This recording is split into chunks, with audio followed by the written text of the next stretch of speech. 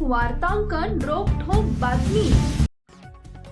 सीजेपीच्या core कमिटीची बैठक संपल्यानंतर संस्थापक अभिजित दिपके यांनी माध्यमांशी संवाद साधत पक्षाच्या पुढील वाटचालीची रूपरेषा जाहीर केली।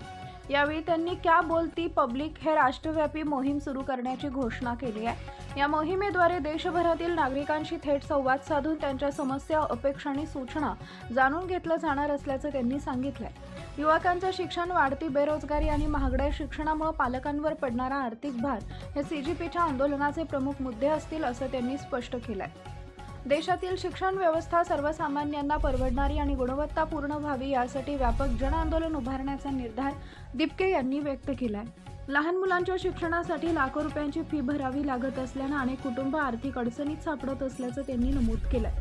तसेच न्याय व्यवस्था आणि माध्यमांवरील जनतेचा विश्वास कमी होत असल्याची खंत व्यक्त करत धर्मेंद्र प्रधान यांच्या राजीनाम्याची मागणी पूर्ण होणं हे आंदोलनाचं मोठं यश असल्याचा दावा त्यांनी केला। देशातील भीतीचं वातावरण कमी होत असून नागरिक आता रस्त्यावर उतरून प्रश्न विचारू लागले। आम्ही महापुरुषांच्या विचारांवर चालत लोकांचा आवाज देशभर पोहोचवण्याचं काम करू असंही अभिजित दिपके म्हणाले।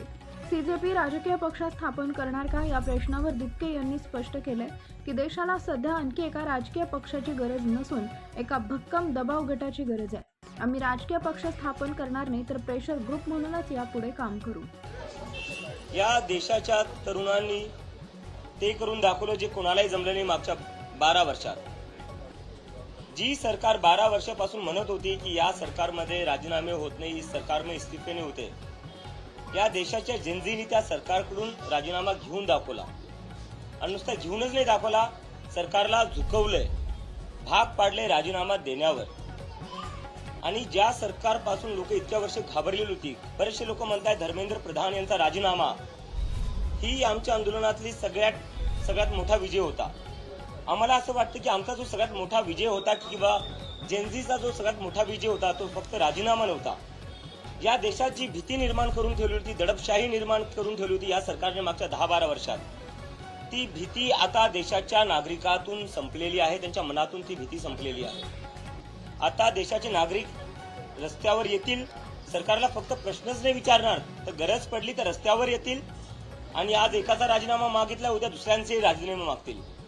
तर जी भीती संपवली आहे लोकांच्या मनातली, ती या आंदोलनाची सगळ्यात मोठी अचीवमेंट आहे, सगळ्यात मोठी सक्सेस आहे।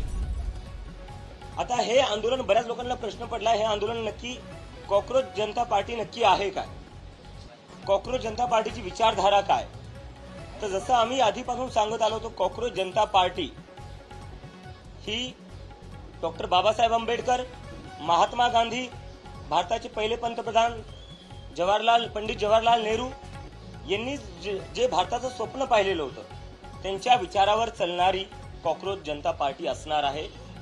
आणि आमची विचारधारा तीच असणार आहे जी देशाच्या संविधानाची विचारधारा आहे।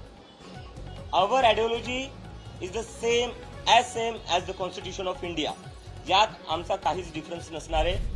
आम्ही सेक्युलर आहे, आम्ही लोकशाहीमध्ये भरोसा ठेवतो, वी आर डेमोक्रेटिक पीपल आणि आम्ही सोशल जस्टिससाठी कायम प्रयत्न करणार आहे। तर ही आमची विचारधारा आहे। आणि आता दुसरा जो मोठा प्रश्न पडलाय लोकांना, पुढे काय कॉकरोच जनता पार्टीचं, पुढे कॉकरोच जनता पार्टी काय करणार आहे? तर त्यावर आम्ही जे मागच्या 2 दिवसात चर्चा केली त्याच्यानंतर आम्ही असं ठरवलं की येणाऱ्या सप्टेंबर महिन्यात कॉकरोच जनता पार्टी एक नेशन वाईड कॅम्पेन करेल। त्या कॅम्पेनचं नाव असणार आहे क्या बोलती पब्लिक। क्या बोलती पब्लिक हे आमचं नेशन वाईड कॅम्पेन असणार आहे। या कॅम्पेन मधून आम्ही देशभरात दौरा करणार आहे। आम्ही लोकांकडून समजून घेणार आहे त्यांच्या समस्या काय आहे, त्यांच्या अपेक्षा काय आहे। कारण की या आंदोलनातून आम्हाला जी एक गोष्ट शिकायला भेटली ती ही शिकायला भेटली की सध्या जितके काही पक्ष आहेत, जितके काही लोक सरकारमध्ये बसलेले आहेत, ते कुठं ना कुठं आता लोकांपासून डिस्कनेक्टेड झालेले, लोकांचं डिस्कनेक्टेड नाही, ऐकायलाही तयार नाहीये।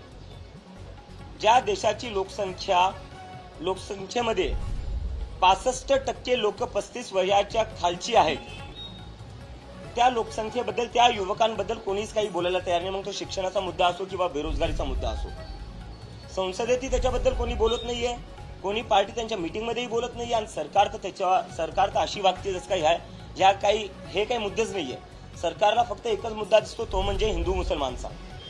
महाराष्ट्रातील महत्त्वाच्या आणि ताज्या बातम्या पाहण्यासाठी आमच्या जय हो न्यूज चॅनलला सबस्क्राईब करा आणि बेल आयकॉन प्रेस करा.